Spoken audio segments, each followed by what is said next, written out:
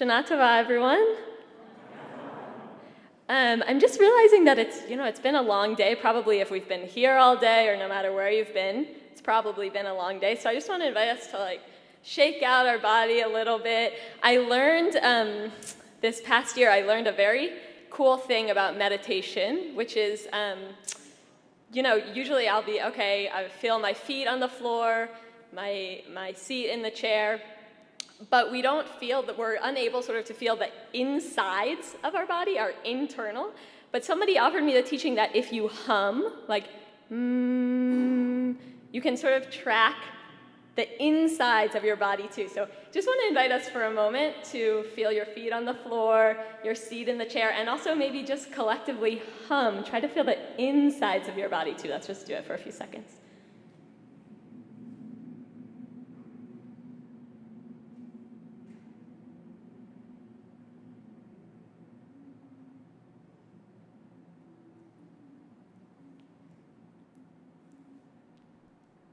Thanks.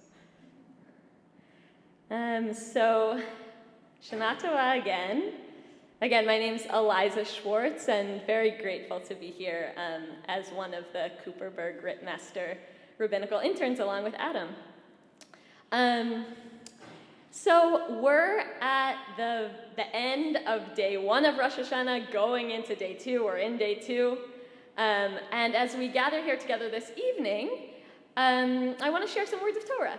And we'll start with some verses from tomorrow's Torah portion. And it happened that God tested Abraham. He said to him, "Abraham," and Abraham replied, "Heneni, here I am." Abraham took the wood for the burnt offering and placed it on Isaac, his son. And he himself took the fire and the knife, and the two of them went together. Isaac said to Abraham, his father, "Father?"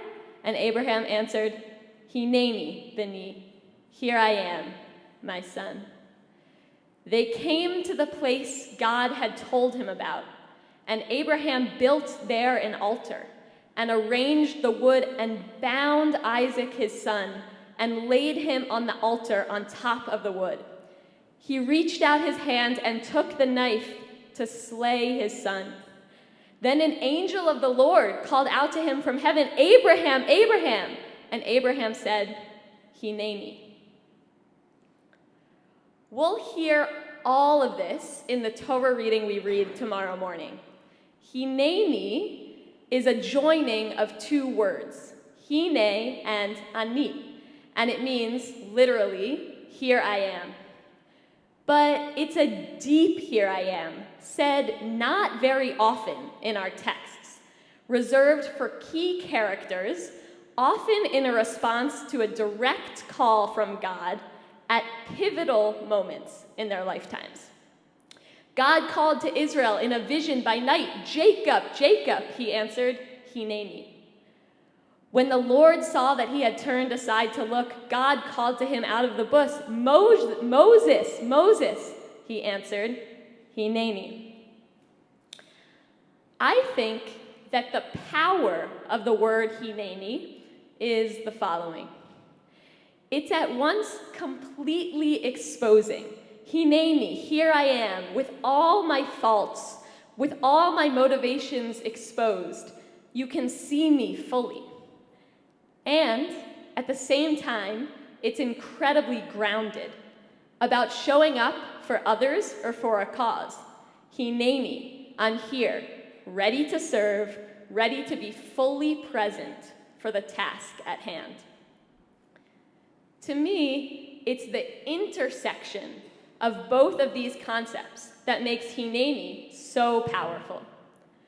What it means to me is that in order for these characters of our texts, and in order for us to participate, to play our unique role in these pivotal moments, we have to show up, but not just show up a little bit or halfway, but Heneni show up as our full selves, fully present, fully ready. In thinking about Heneni, I read a devar from 2014 by a retired conservative rabbi, Rabbi Simcha Prombaum. Rabbi Prombaum points out that, maybe with one exception, when the characters in our text say Heneni, they do not know what's coming next. They say Heneni before the task is presented to them that will change the course of their life story. Meaning, they commit to Heneni showing up before they even know how the next moments of their lives will unfold. Reading this commentary, I was struck by how relevant it feels to this time of the Jewish year and to our world today in 2022. What does it mean to Heneni show up before we even know how the next moments of our lives will unfold?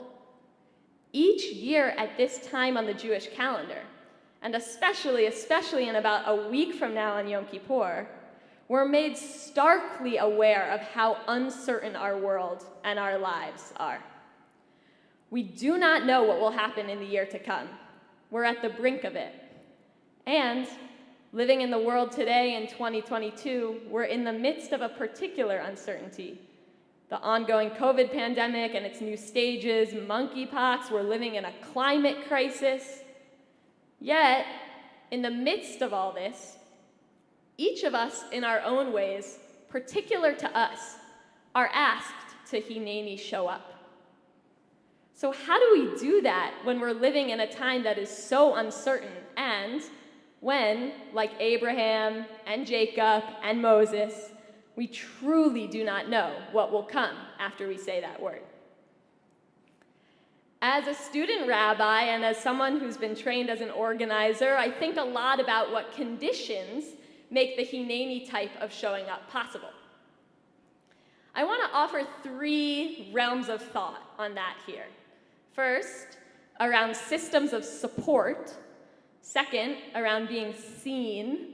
And third, a framework offered by another modern rabbi. So first, around systems of support. Heneni showing up happens in community, not alone. We need each other to Heneni show up. We often tell stories about ourselves with ourselves as the single main character, and we leave out an essential piece of the story. Namely, we leave out the support structures that allowed us to do whatever it was we did in our story. We say, and then I decided to take the job, and we leave out the 3 phone conversations with friends that allowed us to reach that decision. I wonder what the stories of our tradition would look like if we visibilized the support that allowed the characters of our texts to make the decisions they made. Who was supporting Abraham when he said Heneni? If we read these characters as human, I don't believe it's possible that they acted without support. Support is so often completely invisible, and at the same time, it's completely essential. So too for us today. If we're going to show up, we need to know that we're supported, and we need to trust the people supporting us. And if we're supporting others, we have to be able to Heneni show up in our support, or else it's not the type of support that is going to allow others to show up themselves. These types of support structures don't happen by accident. They need to be intentionally built. When we take on a role, when we say Heneni, even if we don't know what's going to come next, we do have to know from whom and how we're going to get support. Those support structures help to set up the conditions that allow us to be able to Heneni show up. Second, around being seen. In order to Heneni show up, I believe that we need to be and need to feel seen for our full selves.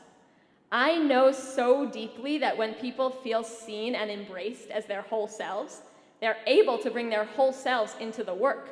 They're able to Heneni show up. And I know that in order to show up for the fights we are fighting in the world, we need people to Heneni show up. I feel certain that we won't create the world we're trying to build unless people can shine, with their gifts glistening and with their vulnerabilities held. Third, a framework from another modern rabbi. When I read Amy Walk Katz's Devar on Heneni, her words offered me a framework that helped me think about this question of how can we possibly say Heneni each year at this time in our Jewish year, and particularly now in 2022? What are the conditions that need to be in place? Rabbi Amy Walk Katz suggests that Abraham's response of Heneni at 3 different moments during the story we will read tomorrow morning represent Abraham responding from 3 different places: from trust, from love, and from pain. The first Heneni, as a response to God's call, is from a place of trust. Abraham does not know what God has in store for him, but he has a relationship with God. He has trust. I think about how much more possible it is for me to show up fully when an ask is coming from somebody I'm already in relationship with. The second Heneni, Heneni beni, Heneni my son, comes from a place of deep love. Isaac addresses his father, noting that they have all the materials they need for the sacrifice, except for the sacrifice itself. Where is the sacrifice? In this heart-wrenching moment, we feel that Abraham's full presence with Isaac comes from deep love for Isaac. Heneni beni. The third Heneni, in response to the angel's call, Abraham, Abraham, comes, as I can only imagine it, from a place of deep, deep pain. Milliseconds away from sacrificing Isaac, Abraham needs a change of course, and he stops and brings his full presence and attention to the angel, the necessary step to receive the angel's essential message and to put down the knife. I believe that we can take what Rabbi Katz says here and infer from it that these 3 states, trust, love, and pain, are states of being that helped create conditions that allowed Abraham to say Heneni. How when there is trust, when there is love, or when there is pain, in addition to, I believe, when we have intentional support structures and when we're seen as our full selves, then we can fully say, Heneni, here I am. So on this Rosh Hashanah, I invite us all to think about the right-sized role for which we want to Heneni show up. We don't each have to be Abraham or Moses. In fact, we're not Abraham or Moses. We're us. And to Heneni show up, we have to be us, our full selves, fully present, fully ready, with support showing up, Heneni showing up, out of trust, out of love, out of pain. Shana Tova.